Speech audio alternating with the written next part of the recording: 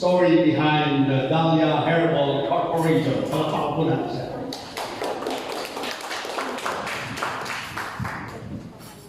Thank you, Bishop. Of course, salamat po din kay our host,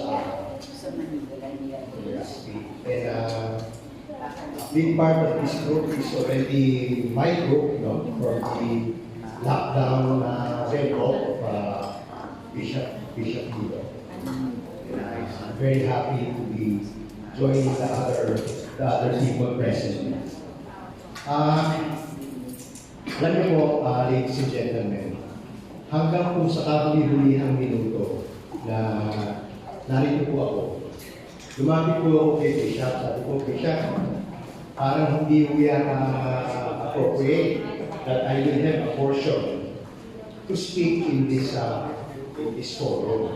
Kasi nga po, Bishop Bibina will cover something that is something much more, by comparison to what I talk about. Anyway, ako po, I represent a company known as Daila Herbal Community Enterprises. D-A-I-L-A. Daila has several epistemology on what it means, different foreign languages, but one of the more common and the one that we most adopt with us is that Daila means to cleanse the world, to cleanse our hearts, to cleanse the environment. So, as our company implies, Daila Herbal, we are in the soap industry. And basically, we have three main product lines. Our first product line is a health and personal hygiene. Ano po yung health and personal hygiene? Health and personal hygiene is the soap that we take a bath with, and the shampoo that we apply on our hair, everybody. The second line, mga kasama, is the detergent line. The detergent line is the soap or the soap bar or the granules that we use every day to wash our dishes and to wash our clothes. All very self-explanatory. And the third line is our disinfectant line. As consumers, I do not wish to cite a competitor, but pinakamagaling maintindihan mo yung disinfectant is Lysol. Lysol says it kills 99.9% of the virus or the bacteria in the air, which is exactly what our counterpart product, which we call hydrosol, is all about. What makes us different? What makes Daila community, Daila Herbal Community Enterprises? First and foremost is that we manufacture plant-based products. Plant-based, more specifically, our raw material is coconut oil. Our principal, Aleli Pansahona, is from Mauban, Quezon, of which she has several thousand coconut trees. Ang ibig sabihin ko ng plant-based, in contrast or comparison to the products that the multinational companies like Procter & Gamble, Colgate-Palmolive, and Unilever, among others, is that they are petroleum oil-based. As against Daila, which is plant-based. Daila Enterprises has three core values. First, it is community-based. Community-based po, dahil kami po, mula po dun sa magsasaka na nagtatanim o meron mga puno na nyo, na umaangkat na nyo, yun po ay tinutulungan at binibilihan, sinusuportahan namin para yung nyug na yun ay maging coconut oil. Community-based in terms of farmers who plant coconut. Number two, we are very health oriented because plant-based soap products are organic and biodegradable. Ibig sabihin po nito, yung pinagpanlawan po natin, ang pinaglabahan natin, o anuman, pinapaliguan, lumabas pa po yun sa ating public sewer lines, which ultimately will find its way to rivers, waterways. For example, in Metro Manila, ang toilet power po ng Metro Manila ay Laguna de Bay and eventually spills over to Manila de Bay. So all I'm saying is, lahat po ng pinagbandawan, sa lababo, sa banyo, napupunta po sa ating sewer line, makakarating sa waterways. Makakarating po yan sa water table, makakarating po yan sa mga taniman na lupa, and it will cause damage. And that's a fact. Kung yan po ay nakarating sa palayan, yun pong palay na itinanim at tutugin dyan ay apektado. Kung yan po ay nakarating sa waterways, yung aquatic o aqualife dyan, like fish and everything else, ay apektado. Even if the fish survive, they will retain a certain toxicity. They will retain lead or mercury, which unfortunately, nagsimula po doon sa raw material ng mga simpleng sabon na sinasabi ko. So why is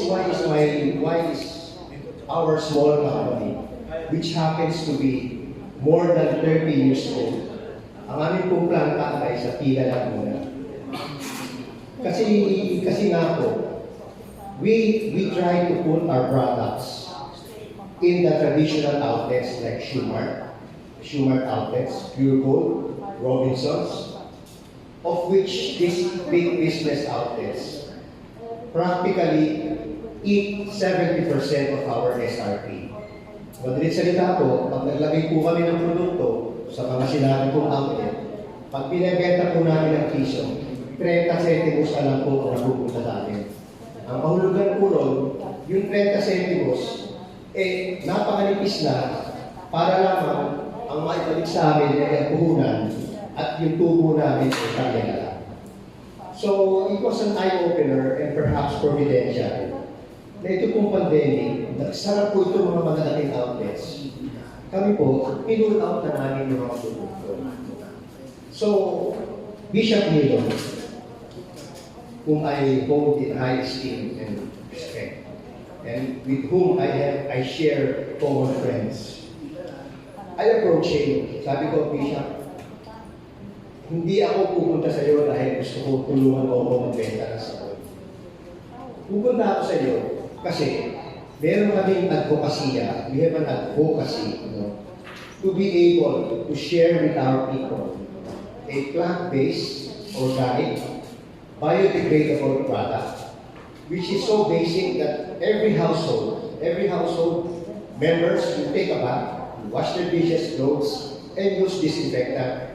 More so in the light of this pandemic that has brought about so much damage to our lives and our livelihoods. For example, I mentioned earlier Lysol. People are very familiar with Lysol. Meron po kaming product. We have a product which we aptly brand as Hydrosol. Hydrosol, as a matter of fact, also kills 99.9% of the virus and bacteria in the air before it enters the body. Because this virus is very harmful and can cause so much threat to our lives once it enters the body. For that matter, I would like to mention that our products are internationally acknowledged by distinctions and awards from European bodies, American, Asian. So we have a good product. So what's the pitch? Ito po yung pitch. This is my simple message. And I try to draw very simple numbers for you to appreciate it. Let's take a case of a household. A household is mag-asawa, a father, a husband and a wife. And on the average, about 2 to 3 children, on the average. In a week's time, mga kasama, a household will consume on the very minimum 100 pesos. In fact, napaka-conservative for 100 pesos. I mean, for larger families, for more affluent families, it can go to 500, 1,000 pesos. Let's talk only of a 1 million segment of our population. That means po, yung 1 million segment na yun is a very meager and conservative average of 100 pesos per week. That's 100 million pesos worth of household soap, detergents, and disinfectants every week. Our good bishop has very strong identification and linkages with an organization known as Guardians. Alam naman po natin na. The Guardians on record are more than 10 million. More than 10 million strong. So going back only to 1 million, this is the size of the soap industry in this country.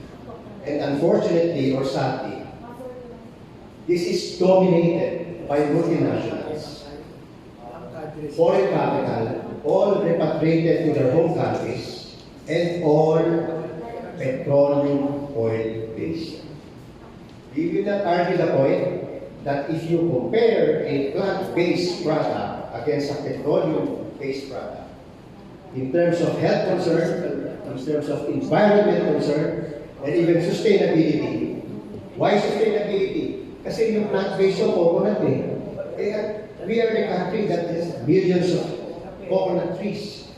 Now, what I was trying to see the good bishop, the point I wanted to say to the good bishop, kung meron po tayong numbers, we are more than 100 million Filipinos. Let's talk of multiples of 1 million, 2 million, and so on and so forth. With 1 million, that's 100 million a week. That's 400 million a month.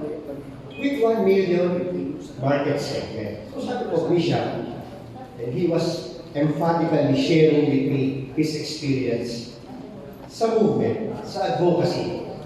All the years, he was a young man of 17 years old. Ito na.